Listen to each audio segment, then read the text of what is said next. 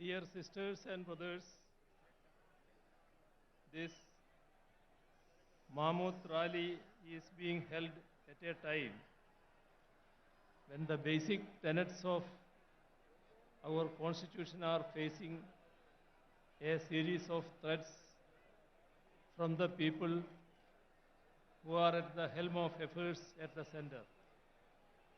At the outset, I congratulate the Chief Minister of Telangana for taking the initiative to have this sort of a people's movement and to involve the like-minded CMs and leaders of various states in this great endeavor, meant for the future of the people of this country. On this very same day, a newly built collectorate for the district of Khammam and the second phase of Kandivalak, the Universal Eye Screening Program, organized by the state government of Telangana, have been inaugurated. This needs special mention because through them, at one stroke itself, the state government is improving governance as well as public services so as to better the lives of the people of Telangana. Let me state that Kerala and its people are with the state government of Telangana in all their pro-people initiatives. I have come to understand that decentralization of governance has been a hallmark of KCR Garu's administration. During the tenure of his government, collectorates have become state-of-the-art integrated district office complexes. All district departments are co-located in them for the convenience of people. And as far as the Kandivalak program goes, no such mass eye testing program has been conducted in the history of our country. Kandivalak means light for the eyes or a torchlight showing the path. Today, with this public meeting, we are showing the path forward for the nation. It is a matter of great pride to once again be here in Telangana, the land of people's struggles. It is the heroic struggle of the peasants of Telangana in the late 1940s which placed the issue of land reforms on the agenda of the country. Several such people's struggles taking up diverse issues were waged as part of our glorious national movement. It is subsequent to centuries-long such struggles that our country won its freedom from the colonizers. However, today we have a peculiar situation in which a political formation that was not part of our national freedom struggle is in power in the country. The followers of those who tendered unconditional apologies to the colonizers and promised to serve the imperial crown are at the helm of affairs today. They have been and remain antagonistic to the values of our anti-colonial struggle.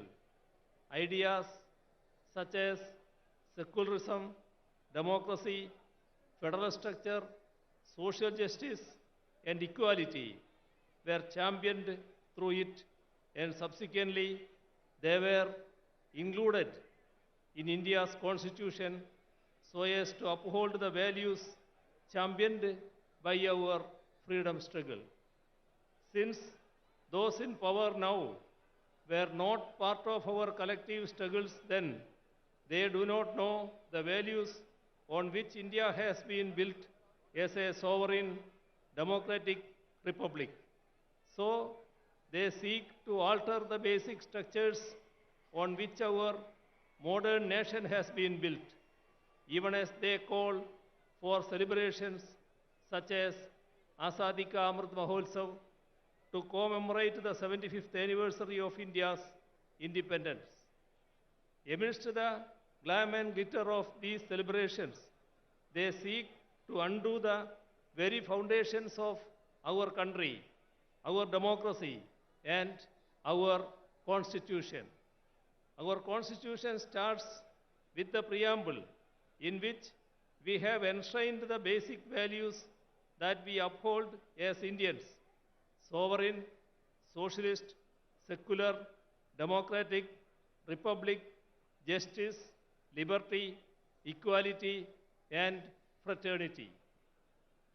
By signing various international defense agreements, they go against the concept of sovereignty.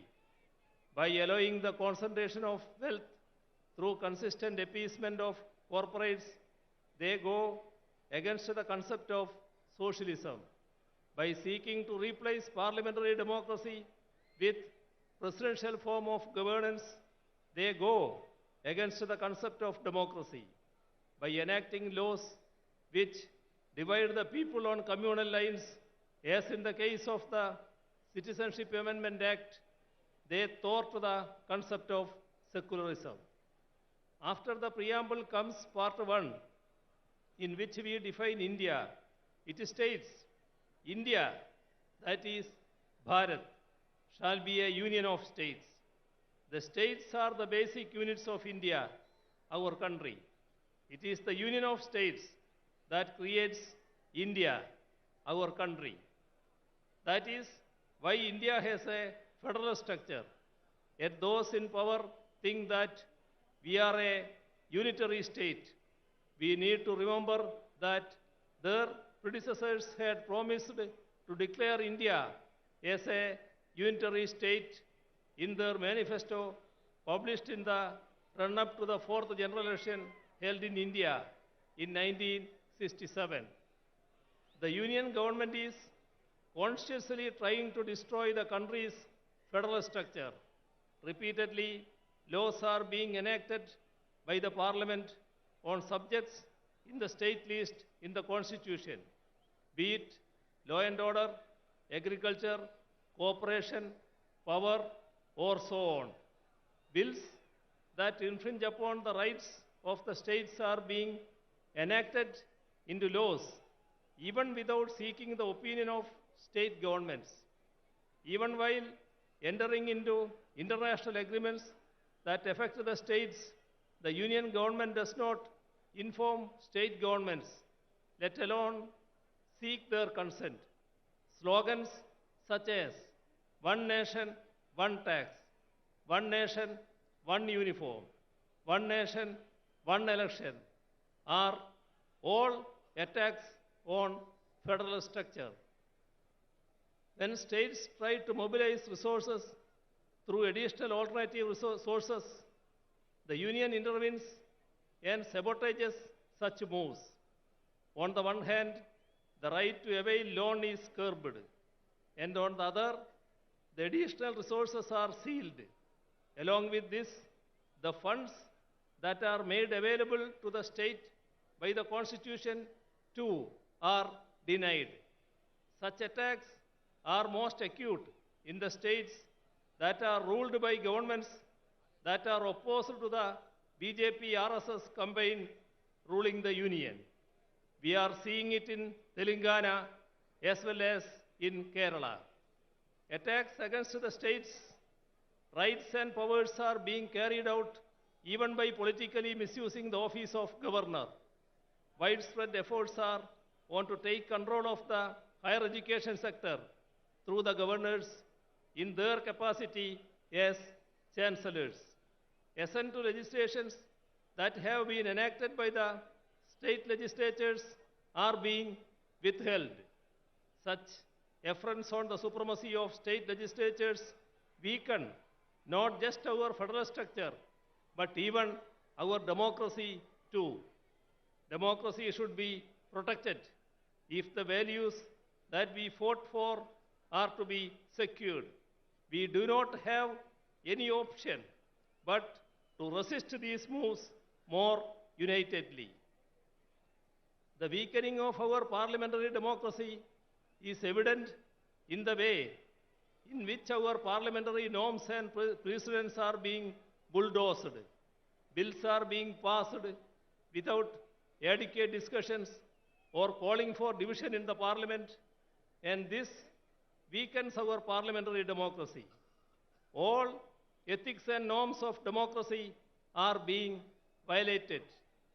Governments that have come to power in the states by winning a majority in the assembly elections are being toppled through horse trading. Such unethical efforts to form governments in the states weaken the very foundations of our democracy, which is based on a multi-party system. Such a multi-party system is essential if we are to preserve and promote our diversities while remaining united as one. Unity in diversity is the most cherished of India's ideals. It is what has defined us as a nation right from the days of our freedom struggle. India's varied languages are the expressions of our diversities. Our mother tongues are part of our cultural identities. However, efforts are on to portray Hindi as the national language while sidelining all our native languages, be it Telugu or Tamil or Kannada or Malayalam or Bengali or Odia or Assamese or Punjabi or Urdu or Gujarati or Kashmiri and so on.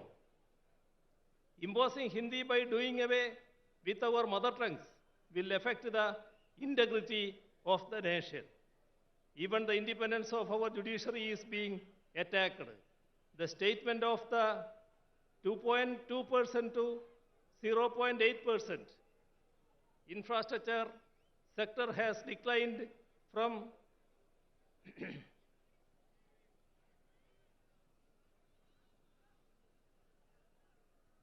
the statement of the law minister to the effect that the union government should have a decisive say in the appointment of judges goes to prove that the BJP government is hell-bent on destroying judicial autonomy and to subvert the judiciary into a nominated body of the union government.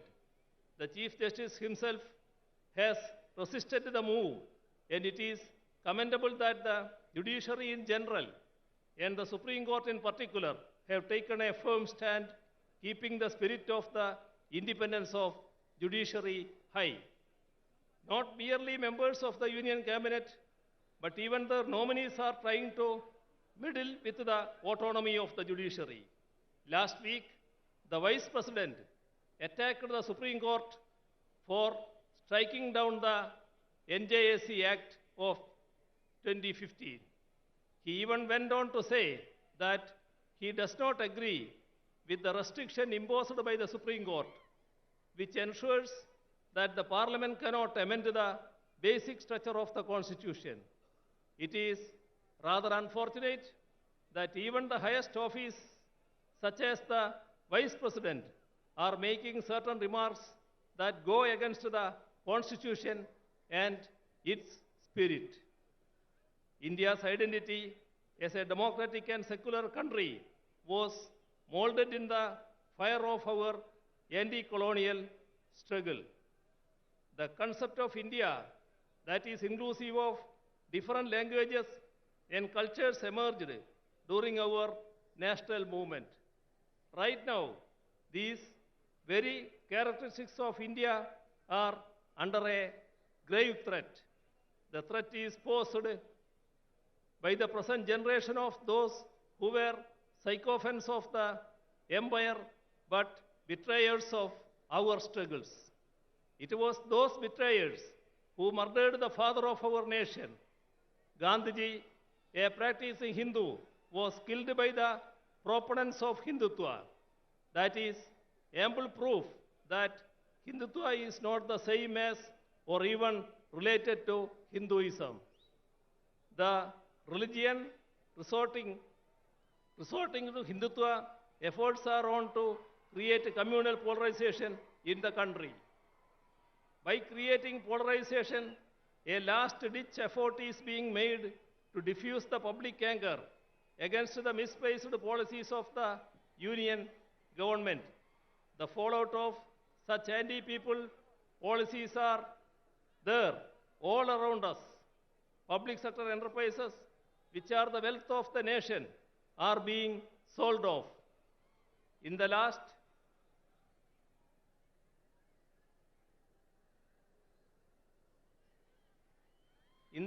budget alone, rupees 65,000 crores was sought to be raised through their sale. They say that they do not have money to provide relief to the ordinary people, but they have written off corporate loans to the tune of rupees 11 lakh crores in the last 5 years alone. This amount would have sufficed to ensure food security to the entire people of the nation. The MGNREGS envisaged by the left as a scheme to aid the rural population in their distress is being scuttled. Allocation for it and work days are under it are repeatedly being cut down. The country's development is in doldrums. Figures denote that DGP growth has declined from 7.4% to 4.7%. Industrial growth has plummeted from 2.2% to 0.8%. Infrastructure sector has declined from 19.4% to 9.8%. With regard to foreign exchange reserves too, the country is headed for trouble. Our forex reserves have shrunk from 642.2 billion in 2021 to 528.37 billion US dollar last October.